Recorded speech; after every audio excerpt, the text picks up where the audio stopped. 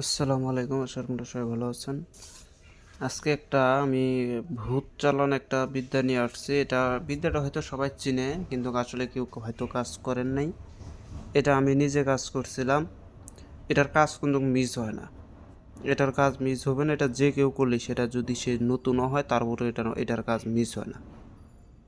এটা মানে এটা ভূত নাগাম বলতে আমি আগে আপনাকে একটু বুঝাই। শ্মশানে যে খারাপ জিনিসগুলা থাকে সেগুলোকে মানুষ ভূত বলে। সেই ভূতগুলাই মনে করেন যে যার উপরে চালান করে দেবেন, যার বাড়িতে চালান করে দেবেন, তার বাড়িতে এটা চালান হয়ে যায়। এটার নিয়ম আছে, এই নিয়মটা আপনাকে মানতে হবে। এক একজন এক এক রকমের নিয়ম বলে। আমি যেভাবে বলি যদি আপনারা সেভাবে করেন, তাহলে আপনি যদি একদম নতুনও হয়ে যান, তারপরও আপনার হাতে এটা কাজ করবেই করবে, কোনো বাধ্যতামূলক এটা। আর যদি আপনারা অন্য নিয়মে করেন, তাহলে এটা আপনার পার্সোনাল ব্যাপার। এই কাজটা করতে গেলে আপনাকে 3 দিন কষ্ট করতে হবে। 3 দিন কষ্ট যদি করতে পারেন, তাহলে এটার কাজ মিস নাই। আর যদি 3 দিন কষ্ট না করেন, তাহলে আপনার হাতে হয়তো কাজটা মিস হয়ে যেতে পারে। এটা আপনারা করতে পারেন শুধুমাত্র শত্রুর ক্ষেত্রে, বা কেউ যদি আপনার কোনো ক্ষতি করে থাকে, সেটা ছোটোখাটো ক্ষতি না, বড় ধরনের কোনো ক্ষতি করছে, যার সে আপনার শত্রু হয়ে গেছে, যে শত্রুর কারণে আপনি বাঁচতে পারতেছেন না, তাহলে তার বাড়িতে এটা চালান করে দেবেন। তার বাড়িতে যদি চালানি করে দেন, তাহলে মনে করেন যে তার বাড়িতে লোকজন আর থাকতেই পারবে না। সবাই রোগ বালা মুসিবতে একদম জর্জরিত হয়ে যাবে। ব্যবসা, আয়, উন্নতি, বরকত সব নষ্ট হয়ে যাবে। তার বাড়িতে মানুষজন কেউ থাকতে পারবে না। গরু ছাগল মারা যাইতে পারে। ফসল যত কিছু আছে, ক্ষেত খামারে যত ফসল, সব ধীরে ধীরে নষ্ট হয়ে যাবে। এক কথা, তার পুরো বংশটা নির্বংশ হয়ে যায়। তো এটা আমি আবারও বলি, কেউ খারাপ কাজে ব্যবহার করবেন না। এটা ভাই কিন্তু আমি নিজে কয়েকবার করছি। এটার কাজ কিন্তু মিস যায় না। এটা কিন্তু একটা কিতাবের মন্ত্র। অরিজিনাল কথা বলে দিয়ে অনেকে বলতে পারেন যে এটা আমার গুরুবিদ্যা। আসলে গুরুবিদ্যা না, এটা একটা কিতাবের মন্ত্র। এটা আমি নিজে প্রয়োগ করছিলাম। করার পরে এটাকে আমি এখানে নোট করে রাখছিলাম। এই মন্ত্রটা এটা হচ্ছে পাওয়া যায়, গুপ্ত একটা বই পাওয়া যায়, গুপ্ততন্ত্র বই, অনেক পুরাতন। সেই পুরাতন কিতাবের ভিতরে আমি এটা পাইছিলাম, তখন এটা প্রয়োগ করা হয়েছিল। আমি যে কয়বার করছি ওই কয়বার এটার রেজাল্টটা পাইছি। পরে এটা কাজ করার পরে যদি তার বাড়িটা আবার ঠিক করে দিতে চান, তাহলে অবশ্যই কোনো বড় ধরনের শান, বিশেষ করে সেটা যদি আপনি কালির শান দেন, তাহলে কাজ হবে না। যদি কোনো কিছুর শান দেন, মানে হিন্দু মতে কোনো শান মন্ত্রকা যদি প্রয়োগ করেন, তাহলে কিন্তু কাজ নাও হইতে পারে।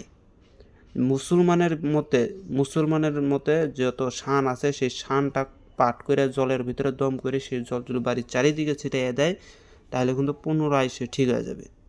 তার বাড়িতে তখন আর জিনিসগুলো থাকতে পারবে না, ওখান থেকে চলে এসে পড়বে। তাই এটা যদি মুসলমানের যদি হাইদ্রি হাক হোক বা কোনো শানমন্ত্র হোক, সেটার মাধ্যমে যদি করেন, তাহলে একমাত্র রেহাই পাবে। অন্যথায় হিন্দু শাস্ত্রের মন্ত্র যদি প্রয়োগ করা হয়, তাহলে কোনো প্রকার রেজাল্ট নাও দিতে পারে। এটা একটু মনে রাখবেন। এটা ফিরানিটা আমি বলে দিলাম। তো আমি মন্ত্রটা বলতেছি, আপনারা শুনেন। তার আগে আমি বলে দিই, আপনারা ফোন দিবেন সকাল 10টা থেকে রাত 9টার মধ্যে ফোন দিবেন। এর ভিতরে ফোন দিলে পাবেন ইনশাল্লাহ। অথবা যাদের ভাগ্যক্রমে যদি রিসিভ না হয়, তাহলে এই হোয়াটসঅ্যাপে যোগাযোগ করবেন। যদি কারো কাজকর্ম করানোর ইচ্ছা থাকে বা প্রয়োজন হয়, তাহলে আমার সাথে যোগাযোগ করতে পারেন। ইনশাল্লাহ চেষ্টা করব। তো মন্ত্রটা দেখেন। এই মন্ত্রটা কিন্তু একটু ভিন্ন ধরনের, একটু চর্চা করে নেবেন সর্বপ্রথমে। কহি গেলা গড়িয়া ক্ষেত্রপাল, তাল বেতাল সিদ্ধি চলা রবি শশী, চলিয়া যাইস পবনের গতি, ঢাকডুম্বুর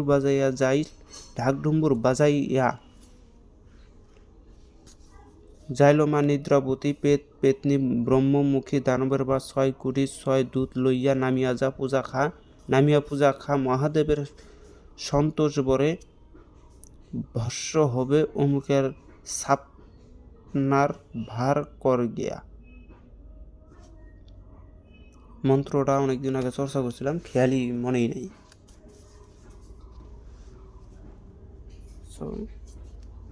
আবারও বলতেছি। কই গেলা গড়িয়া ক্ষেত্রপাল, তাল বেতাল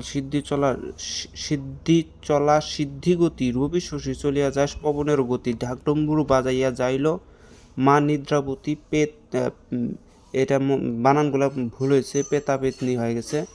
এটা হচ্ছে ভূত প্রেতনি ব্রহ্মমুখী দানবের মা 6 কোটি 6 দূত নামিয়া পূজা খা মহাদেবের সন্তোষ উপরে ভস্য হবে অমুকের সাপনার ঘর। এখানে অমুকের সাপনার ঘর, সাপনার ঘরও কইতে পারেন অথবা ভার কইতে পারেন, সেটা আপনার ইচ্ছা।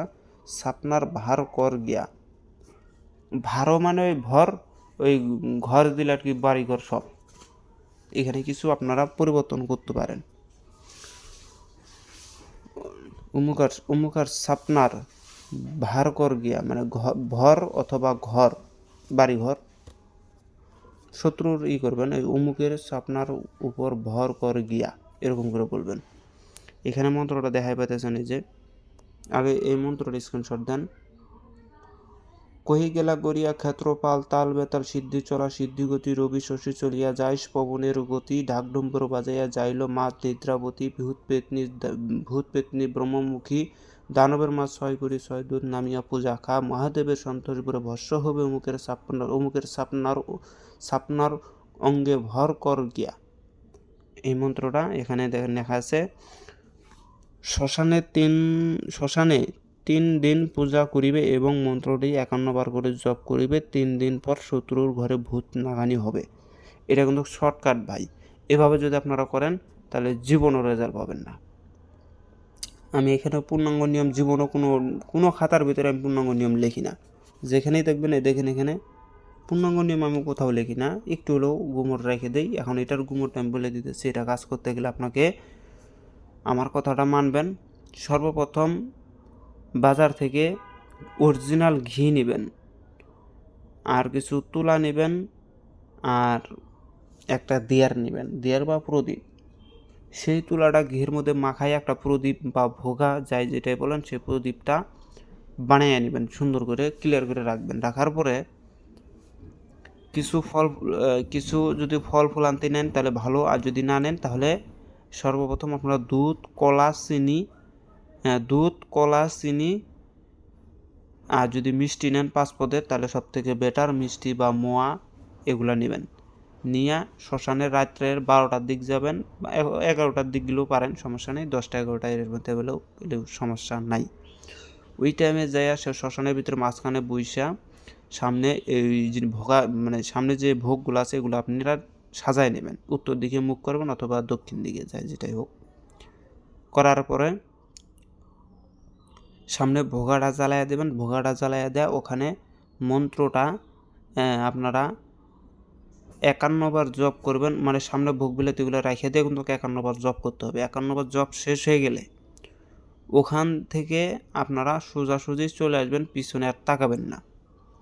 আবার দ্বিতীয় দিন যাবেন, তৃতীয় দিনও একইভাবে যাবেন। যাওয়ার শেষে তৃতীয় দিনের শেষে যখন আপনার মন্ত্র পড়া শেষ, ভোগগুলো ওখানেই পড়ে থাকবে। শুধু ওই শেষের দিন যে আপনি যে ভোগগুলো নিয়েছেন সেখান থেকে অল্প অল্প করে ভোগ, মানে ওই মোয়া যদি নেন মোয়ার 1-2টা মুড়ি, আর যদি মিষ্টি নেন মিষ্টির থেকে একটু একটু করে ছিঁড়ে নেবেন, আর যদি দুধ কলা দেন ওখান থেকে একটু করে নেবেন। আর শ্মশানে কিছু মাটি একত্রিত করে একটা মার্বেলের মতন বানাইয়া ওইটাকে নিয়ে যা শত্রুর বাড়িতে খালি ফালাই দেয়, চলে আসতে পারবেন। ছোট্ট একটা মার্বেলের উপরে খালি চাকনা মারবেন বাড়িতে, মাইরে আপনারা এখন নাক ডেংরে ঘুমাসেন, কোনো সমস্যা নাই। দেখবেন যে ওই রাত থেকে খেলা শুরু। যদি ভাগ্যক্রমে যদি ওই রাতে না হয় তাহলে দ্বিতীয় রাত থেকে খেলা শুরু হয়ে যাবে। আর স্ক্রিনশট দেন। তো সবাই ভালো থাকবেন, খোদা হাফেজ। ভিডিওটা ভালো লাগলে অবশ্যই লাইক করবেন, শেয়ার করবেন।